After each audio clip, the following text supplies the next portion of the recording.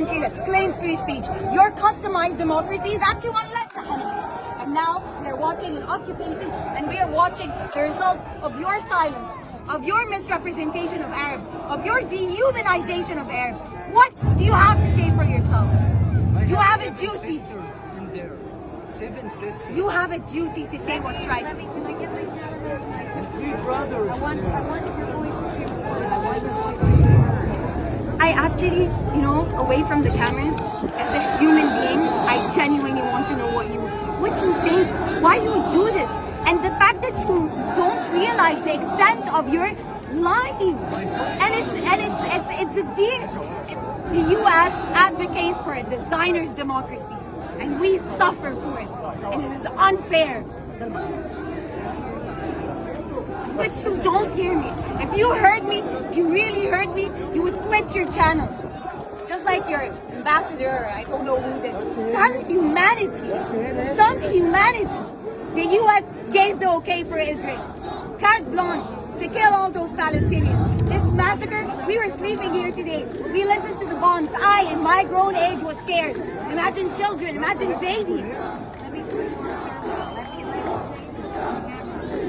Will you even air it? Will you edit it?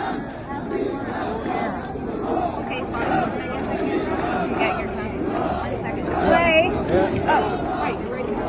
Okay, put my microphone on. You speak Arabic? Only a little bit. I'm just gonna... First of all, tell me your name. My name is Rahmة Zin. I am an Egyptian. So tell me why you're here today. I am here today because of a multitude of things.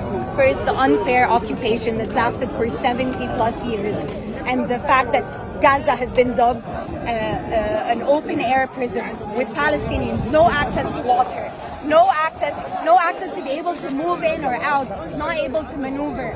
We have family here, Palestinian family, who have their Palestinian families there. They're not even able, the ease of maneuvering. You go to holidays, it's easy for you. It's not that easy for them. Life is so difficult. It's against human rights. Israel has breached human rights time and time again, and it seems that it is above of international law. We are here to speak the truth because I'm not going to generalize, but a lot of Western channels have been aiding in the dehumanization of Arabs. You say 100, when I say the word Muhammad, how does that make you feel? You immediately flinch because that's what's been happening. So now when 1,000 plus Palestinian babies die, you don't feel the same. You don't feel the same as when I tell you one of your own has died. But these are our own. And it is unfair, and Egypt will stand with Palestine. I know Israeli politics, and they try and divide us, and they try and make you seem like we are weak. But let me tell you something, we are not weak. And we stand with the Palestinians, and we stand with the Arabs. And they try and change the narrative because you own the narrative, see? This is our problem. You own the narrative. You own the United Nations. You own Hollywood. You own all these mouthpieces. Where are our voices? Our voices need to be heard as well. We've been watching your channels, and instead of mourning our dead, instead of mourning these Palestinian children, we've been having to deal with more dehumanization of Arabs. We've been having to deal with more ridiculous rhetoric to the extent that one Arab came and just had a farcical interview because there's no more logic. There's no more logic in debating with you. You don't listen. It's like you have, Israel has a fact book. Israel has a fact book. It's honest. Anything is honest. The Palestinians are animals and they need to die. And this is what's been happening. Get our voices across. Fair coverage. It is so... You can't cut your families on the other side. I have 7 sisters and my father, my mother, grandmother, uncles. All my family is there. I can't contact with them. I don't know if they are okay or not. I'm here to know that. Yeah, we're trying to find out if they're okay. Israel has just been breaching too many international laws. The fact that it's been coming across as above the law. Who's to speak for these children? Who's to speak for Palestinian children? Who?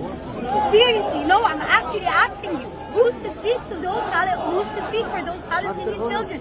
If all Western channels are talking for Israel, if the United Nations is standing for Israel, all these international institutions are standing for Israel, who's there for the Palestinians? And don't call it a war. The jargon is even more infuriating. It's not a war, they're not on equal footing. It is not a war. an occupation, and this is the result. You occupy, you will get resistance. And I guess that's the part you're gonna take, right? I promise you, this will air. I promise you.